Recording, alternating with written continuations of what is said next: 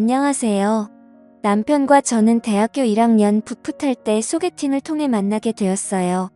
그때 만나 서로 첫눈에 반해버렸고 그렇게 우리는 사랑이 깊어져 결국 결혼에 골인하게 되었습니다. 남편은 저를 누구보다 아끼고 사랑해 주었어요. 20대 건강한 남자라서인지 부끄러운 이야기지만 연애 때부터 결혼할 때까지 한결같이 사랑을 키워나갔습니다. 저는 어느 누가 봐도 예쁘고 귀엽다는 말을 했고 저에게 끼가 조금 넘친다고 말들을 하더군요. 그때까지만 해도 끼가 있다는 게 놀거나 춤을 추거나 그런 것을 말하는 건 줄 알았는데 그게 아니라 남자를 은근히 유혹하는 끼라고 하는데 그 말을 듣고 기분이 나쁘다기보다는 은근히 기분이 좋았어요. 저에게 그런 끼가 있을 줄이야 싶더라고요. 결론적으로는 그 끼 덕분에 사랑하는 남편을 만났고 결혼까지 했으니 이제 어느 정도 수그러들었다는 생각이 들었습니다. 남편 위로는 형님들 4분이 계시고 모두 다 결혼을 하셨어요. 남편은 막내이면서 시아버지 아픈 손가락이라서인지 남편에게 애정을 쏟아주셨고 그래서인지 며느리 중에서도 막내 며느리인 저를 귀여워해주시고 예뻐해주셨어요. 특히 셋째 며느리가 저를 늘 눈의 가시처럼 생각하셨는지 뭐만 하면 트집을 잡으면서 저를 괴롭히며 다른 형님들 사이에서 저를 이간질을 많이 하시더라고요. 시어머님도 저를 예쁘게 해주시고 모질게 구박한 적 한 번도 없으신데 왜 그러시는지 이해가 안 갔습니다. 동서 어머님이랑 다른 형님들이 동서한테 왜 실수해도 잔소리 안 하고 그냥 넘어가는 줄 알아? 다들 착해 빠져서 그래. 게다가 다들 외국에 계시니까 별말 안 하는 것뿐이지. 가난하면 눈치라도 좀 있을 것이지. 그래서 어쩔 수 없이 내가 총대 매는 거니까 날 너무 미워하지 말아줬으면 좋겠어. 아버님께서 동생한테 잘해주시고 편애하시는 것 같아서 보기 안 좋아. 머리 빈 여자 마냥 해벌레 하면서 넙죽넙죽 받는 거 그거 보기 안 좋은 거 알지? 거절하는 법을 좀 배워. 좀 돈이 필요하면 나한테 말해 내가 좀 줄 테니까. 그깟 푼 돈 있으나 없으나 필요 없는 건데. 동서는 꼭 필요하잖아. 그치 내 말 무슨 말인지 알았으면. 아버님께서 뭐라 하면 눈치껏 알아서 잘 피해 다녀. 그리고 저번에 준 반찬 맛있던데 그거 조금만 더 해줄 수 있지? 우리 집 반찬이 다 떨어져서 그럼 부탁해 동서하며 말을 하는데 정말 얄미워서 화병이 날 지경이었어요. 그렇게 몇 개월을 괴롭히더니 셋째 형님네 가족 모두가 외국으로 이민을 가시게 되었고 덕분에 그 이후로 2다리 쭉 뻗고 편하게 잘 잘 수 있게 되었습니다. 큰형님과 둘째 형님, 넷째 형님네는 모두 미국에서 의사나 변호사 등을 하고 남부럽지 않게 잘 살아가고 계십니다. 시아버지께서 워낙 교육열이 높으셔서 따뜻한 미국으로 유학을 보내주셨고 머리도 좋아 공부도 잘했다고 하더라고요. 제 남편만 늘 몸이 약해서 국내에서 대학원까지 나와 대기업에 다니고 있는 중이었습니다. 그러니 부모님께서도 늘 막내 아들 걱정뿐이신 것 같았어요. 그런 막내 아들에게 저 같은 활발하고 술 좋아하는 막내 며느리가 들어왔으니 더 이뻐해 주시는 것 같아요. 시아버지는 평소 술을 좋아하시는데 자식들이 모두 외국으로 나가버리니 술 친구가 없으셔서 늘 외롭고 심심해 하셨어요. 제 주량은 소주 5병이라서인지 시아버지 옆에서 같이 마실 때마다 너무 좋아해 주시더라고요. 시댁에서도 술이 제일 세신 분이 우리 시아버지시거든요. 술 마실 때마다 이런저런 이야기를 저에게 신세한탄도 하시고 즐거운 일이 있을 때마다 신나서 이야기를 하시는 분이세요. 저번에는 시아버지께서 갑자기 부자가 된 이야기를 해주시는데 돈에 관련된 이야기라서인지 더 귀 기울여 듣게 되었습니다. 시댁은 원래 도시 주변 시골에서 살고 계셨는데 그곳에 신도시가 생기는 바람에 가지고 계셨던 논이며 밭을 전부 팔아버리셨대요. 땅 평수가 수만 평이었고 그걸 전부 팔았으니 졸지에 부자가 되었다면서 아직도 통장 금액이나 건물 월세 들어오는 거 보면 믿기지 않는다고 하시더라고요. 저는 그런 이야기를 듣고 나서 아버님 하루아침에 부자가 된다는 건 어떤 느낌이에요? 저도 느껴보고 싶은데 아마 죽었다 깨어나도 못 느끼겠죠? 아버님처럼 제 지갑에도 땅땅하게 현금이 있었으면 좋겠어요. 하고 흘리듯이 말을 한 적이 있는데 그 말을 한 뒤로는 주머니 속을 뒤져서 지갑에 가지고 계신 모든 돈을 제 손에 쥐어주시곤 했어요.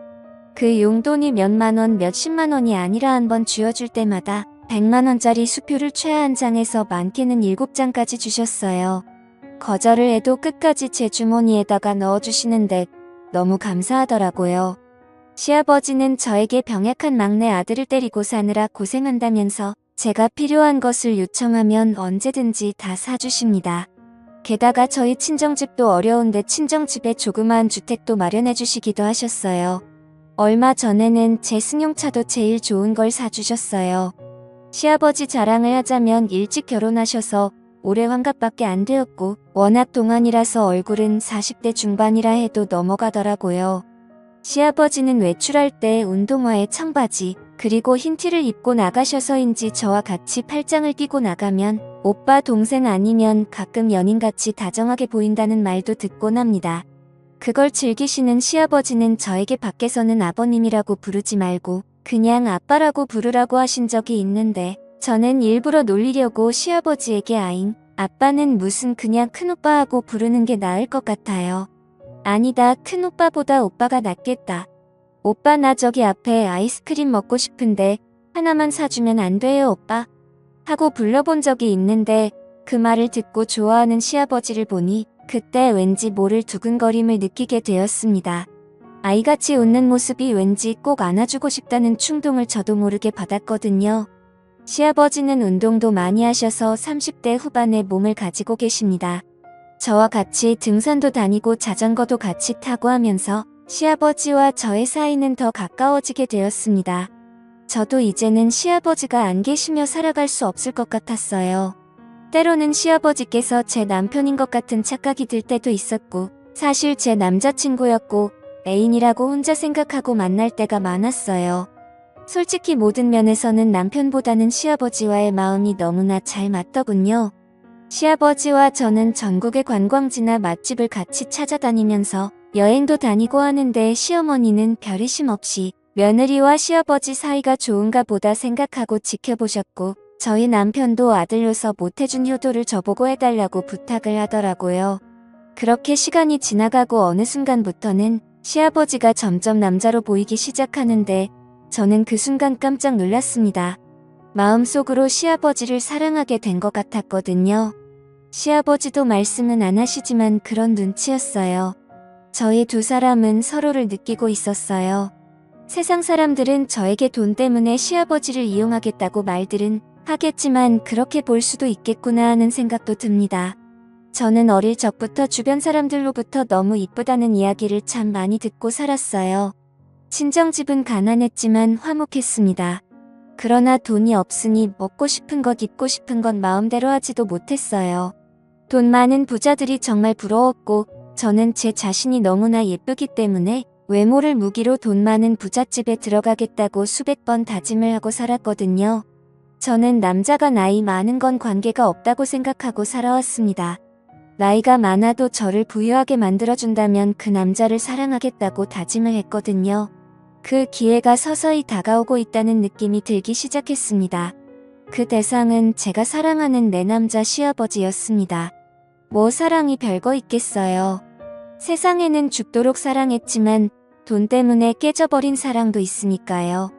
부부간에도 돈 때문에 싸우고 돈이 없어서 사랑하는 관계도 미워하는 관계로 변하는 걸 제 주변에서 많이 봐왔습니다. 저보고 돈에 미친 여자라고 하시겠지만 그래도 할 수 없어요. 저는 돈과 우리 시아버지를 사랑하고 있으니까요. 그런 생각으로 생활하고 있던 어느 날 시아버지와 단둘이 있는데 그날따라 기분이 참 묘하더군요. 밖에는 여름 장맛비가 억수로 쏟아져 내리고 있었고 시아버지는 식사 준비를 하고 있는 저의 모습에 그날따라 눈길을 떼지 못하시는 겁니다. 저는 무더운 여름이라 짧은 바지와 얇은 티셔츠를 입고 있었거든요. 일부러 시아버지 앞에서 제 매력을 어필하려고 했던 것도 같네요. 제 모습을 제가 봐도 난 참 끼가 많구나 하고 생각했습니다. 저는 제 남편에게 느끼지 못한 이상한 묘한 느낌을 시아버지를 통해 느끼고 있었어요. 시아버지는 그날따라 식사하는 도중에도 저의 모습에 정신을 못 차리는 것 같았고 식사를 하시면서 저에게 오늘따라 우리 며느리 모습이 정말로 예쁘다 하시면서 자기가 젊은 나이고 며느리만 아니라면 프로포즈하고 싶다는 엄청난 말을 저에게 하시는 겁니다. 안 그래도 그 말씀에 놀랐는데 그 놀라움이 가시기도 전에 그 뒤에 말은 더 엄청났습니다. 오늘따라 너에게 용기를 내고 싶다고 말씀하시는데 저는 잘못 들은 줄 알고 깜짝 놀랐습니다. 저는 못 들은 척 아버님 저를 어떻게 하시겠다고요? 설마 제가 잘 못 들은 거겠죠? 만약에 맞게 들었다면 아버님 오늘 농담이 좀 지나시네요. 하고 말을 했는데 왠지 그날이 제 인생 역전을 할 수 있는 기회인 것 같아서 바로 시아버지 손을 잡고 아버님 언젠가는 그런 기회가 오지 않을까요? 하고 말씀을 드렸고 시아버지는 아무런 말씀도 없이 저를 보면 웃으셨습니다. 그렇게 식사를 마치고 다 먹은 그릇을 치우려고 일어서는 순간 갑자기 시아버지는 제 손을 잡으셨고 그렇게 저도 가만히 있어서 한참을 손을 잡고 있었습니다. 이후로 더 이상의 실수는 하지 않았죠. 하지만 저는 오늘 무슨 실수가 벌어져도 괜찮다는 생각을 하고 있었기에 싱겁게 끝나버린 시아버지의 용기가 너무나 아쉬웠습니다. 정말 제가 정신이 나간 것인지 남자를 밝히는 것인지 아니면 돈에 미쳐가는 것인지 잘 모르겠어요. 저는 서서히 시아버지가 제 남자가 뛰어가는 느낌이 들기 시작했습니다. 저는 제 방으로 들어와 커피를 한 잔 마시며 지금까지의 인생을 생각해보니 이제는 더 이상 물러설 곳이 없었어요. 시아버지도 제 마음을 아셨고 저 역시 시아버지 마음을 알아버리고 말았습니다. 그래도 어쨌든 시아버지와 막내 며느리 사이인데 도덕적으로 있을 수 없는 일이며 엄청난 일이잖아요. 시아버지와 저는 밖으로는 내색 한 번 안 냈어요. 같이 술도 마시고 손까지 잡고 있는 그런 사이로 발전해 나가기 시작했습니다. 저도 사람인지라 때론 이건 아닌데 하면서도 시아버지와의 사이에 빠져들어가고 있었어요. 저는 친정 아버지께서 일찍 돌아가셨고 오빠가 없으니 집안에 남자들이 없었어요. 그러니 시아버지가 제 아빠 때론 오빠 같은 존재가 되어버린 것 같았어요. 시아버지는 한 번씩 술에 취한 날에 들어오시면 너 없이 못 살겠다는 말을 자주 하시곤 합니다. 그러던 어느 날 시아버지와 술을 한잔하면서 앞으로의 일에 대해 여러 가지 대화를 했고 제가 제 주량보다 훨씬 더 많이 마셔버리고 말았어요. 그날 시아버지는 작정을 하셨는지 술을 마시다가 갑자기 제 옆으로 오시더라고요. 그리고 결국 우리는 누가 보더라도 사랑하는 연인처럼 실수를 저지르고 말았습니다. 그날 이후 시아버지와 저의 사랑은 들키지 않고 1년을 유지했어요. 그동안 남편은 건강이 더 나빠지게 되었고 점점 살이 더 빠지고 앙상하게 보이기 시작했습니다. 정기검진을 받았을 때는 이미 췌장암 말기였고 온몸에 전이가 되어 3개월밖에 못 사는 시한부 선고를 받게 되었습니다. 시아버지와 저는 죄인이라는 생각에 한동안은 서로 거리를 두게 되었고 저도 죄책감에 너무 힘들어하며 세월을 보냈습니다. 시아버지와 저는 3개월 동안은 앞으로 며느리와 시아버지 관계만 유지하고 남편을 위해 온갖 정성을 다해 간병해 주기로 했습니다. 3개월 동안 남편을 위해 정말 최선을 다했고 남편은 결국 3개월도 못 살고 이 세상을 하직하고 말았습니다. 온 가족들이 모두 모여 젊은 나이에 떠난 남편이 불쌍하다고 다들 슬퍼해 주셨고 남편의 장례를 잘 치렀습니다. 시어머님은 30살밖에 안 돼서 세상을 떠난 아들이 그리워 식음을 전폐하고 우시다가 그 충격에 갑자기 쓰러지셨고 우리는 장례식이 끝난 지 얼마 되지도 않았는데 갑자기 쓰러지신 시어머니를 모시고 응급실로 갔습니다. 그렇게 응급실로 간 시어머니는 깨어나시지 않으셨고 결국 운명하시고 말았습니다. 저희 집은 일주일 차이로 남편과 시어머니의 장례를 치르게 되는 끔찍한 상황을 맞이하고 말았습니다.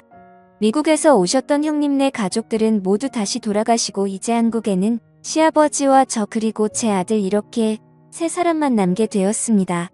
저는 30대 젊은 나이에 남편 없는 과부가 되었습니다. 앞으로 먹고 사는 것은 시아버지께서 주신 덕분에 전혀 지장은 없었고 시아버지는 손자를 우리 두 사람이 힘을 합쳐 잘 키우자고 말씀을 해주셨습니다. 저 역시 재혼하지 않고 아들을 잘 키우겠다고 약속했어요.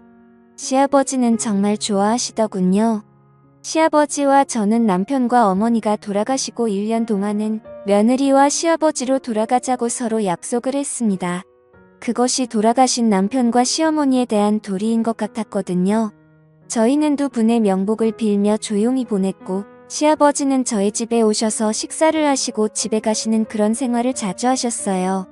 1년이 지났을 무렵 저희들은 시아버지 집으로 가서 세 사람이 살게 되었고 낮 시간에는 저와 시아버지 두 사람만 남게 되었습니다. 시아버지는 집안일도 많이 도와주시더군요. 동네 사람들은 시아버지와 저의 관계를 잘 모르기 때문에 나이 차이 나는 서로를 잘 배려하는 보기 좋은 부부라고 말을 했습니다. 결국 현재는 시아버지와 저는 부부처럼 지내고 있습니다. 세상 사람들이 알게 되면 돌팔매질을 하겠지만 시아버지와 며느리의 관계를 떠나 남자 대 여자 그리고 사람 대 사람이라고 생각해보니 마음이 훨씬 편하더군요. 저는 시아버지와 며느리라는 기억을 다 잊고 다른 연인들처럼 한 남자와 한 여자로 살아가겠습니다. 긴 사연을 들어주셔서 감사합니다.